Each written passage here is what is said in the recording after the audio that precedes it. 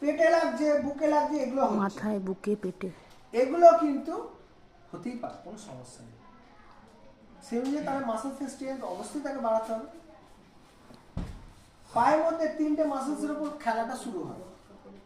এই 3টে মাসেলসে আমাদের কিন্তু খেয়াল রাখতে হয়। Hamstring muscles, quadriceps, hamstring, cup muscle.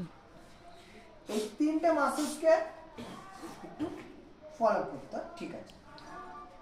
এই 3টে মাসেলসকে মোটামুটি দেখতে হবে।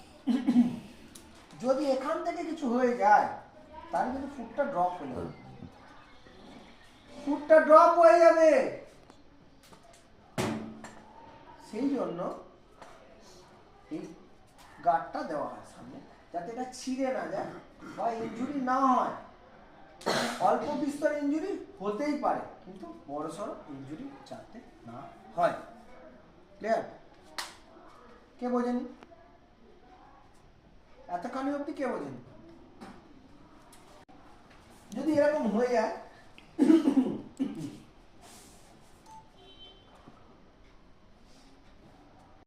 কিছু না কিছু সিগন্যাল ব্যবহার করে। তার মানে হচ্ছে আসতে হবে, মানে একটা হাত এটা এই জন্য একে ডাকছি, ডাকো। এটা হচ্ছে সিস্টেম। এই সিগন্যালগুলো তোমাদের জানতে হবে। যেই একটি সিগন্যাল দিল তুমি রেডি। সঙ্গে সঙ্গে তোমার একটা টিম থাকবে। একা একা বাঁচা যায় না, একা একা কাজ করা যায় না, বিশেষ করে স্পোর্টস ফিজিও। তারা টিম রেডি আছে, নিও দৌড়ো। যদি স্ট্রেচার এ হচ্ছে ফিজিও, ঠিক আছে? এ হচ্ছে ফিজিও, ক্লাস লেখা আছে পিছনে, বুঝা গেল? এই হচ্ছে ফিজিও।